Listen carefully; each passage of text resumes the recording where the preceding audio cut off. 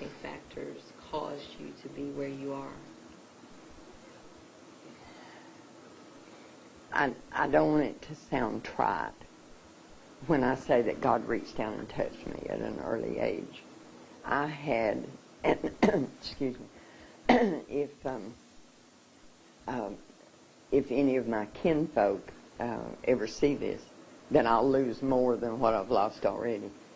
I was born into a family where my father was an overt racist, my mother was a covert racist, but both of them had very strong, I always felt like my mother was more dangerous in that respect.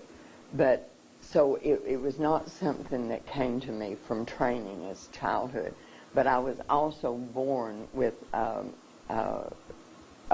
cardiac lesion, and through that I was different from other children because I was so ill at a certain period of time when other children were out running playing. So I was different, which gave me an understanding of what it was like, how people felt to be different. And then as I got older, this knowledge that these things were wrong, as I acted on those things, things happened to me, adverse things. I belonged to a Southern Baptist church. I was saved in that church.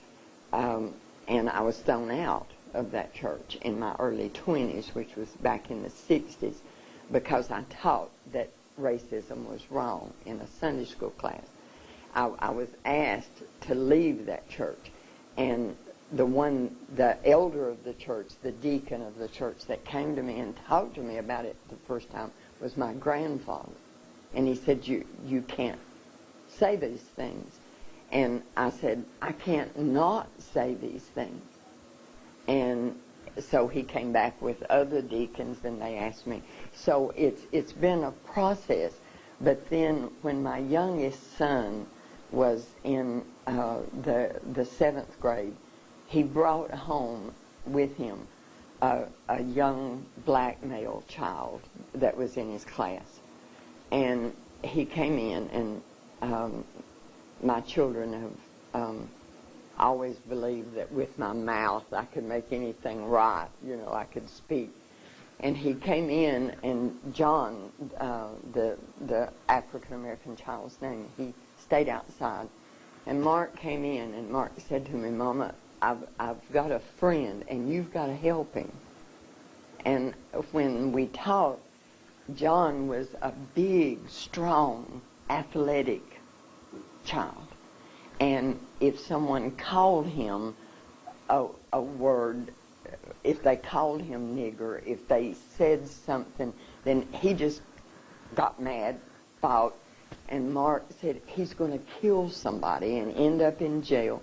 You got to talk to him. You got to help him. And because of the circumstances, he was the child of a single mother, and her job was second shift. It evolved in that he stayed with us from Sunday night when his mother went to work until Friday afternoon when he would go home and then be with his mother and his sisters in the afternoons and the weekend, and she would bring him back. So he lived with us, and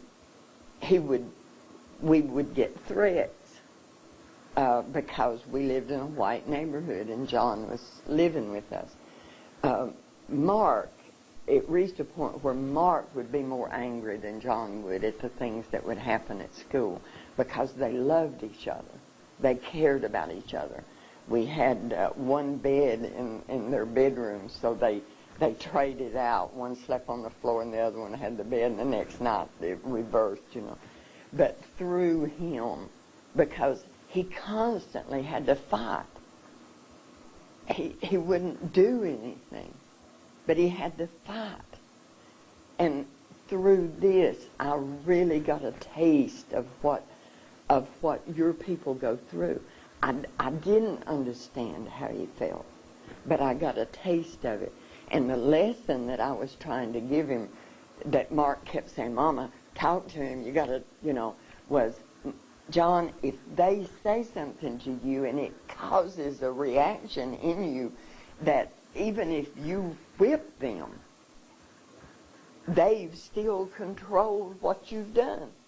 They've still been the one that caused the reaction or the reaction in you. And through this, but, so many stories of injustice for him. And the things that we went through as a family because of our association, just simply because we loved him. All of these things. See, God doesn't set you on a path and not prepare you for that path. So all of these things, being different myself, being struck down by my own people because of what I believe, and then loving someone.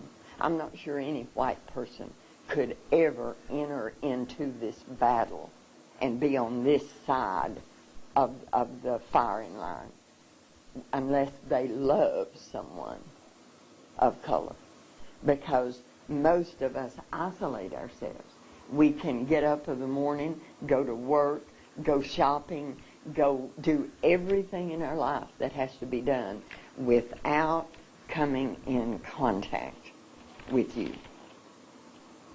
So unless we love someone, we don't know what you think, what you feel. And don't tell me my best friend is, because I hear that all the time. My best friend is black. I don't want to hear that.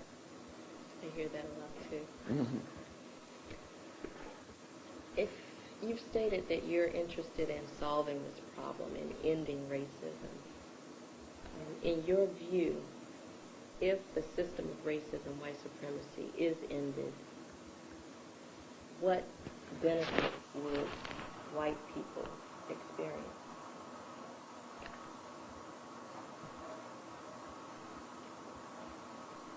The guilt would go away, for one thing. Well, the present day guilt, because we can't ever undo what we've done. So, but that's difficult. What would we gain? Because most people ask me, what would we lose? That's a difficult question. Peace, because racism is the cause of the problems that we have in this country. It's the cause of the crime. It's, racism is, I feel like, the backbone of all ills that this country has. So we've gained peace.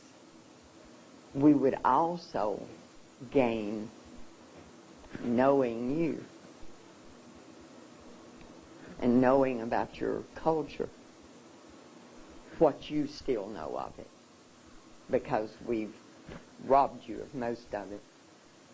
We would gain that if the day ever came when I could walk into a place of work and you could be there wearing whatever clothing you wanted to wear, whether it was clothing that depicted your African descent or wearing your hair. White people tend to say, well, that's another question, I guess. We would gain knowing you, see, because we don't know you. And that robs us of a great blessing. We think we are entire and complete, and that we don't need to know you or anyone of color that is of a different belief. We close ourselves off and think that we're contaminated if we talk with someone of, and I'm talking about Christians. I know more about Christians than I do any other faith, because that's me. But most Christians feel like they're contaminated if they talk to anyone that's of a different faith. So we rob ourselves of that. So if racism ended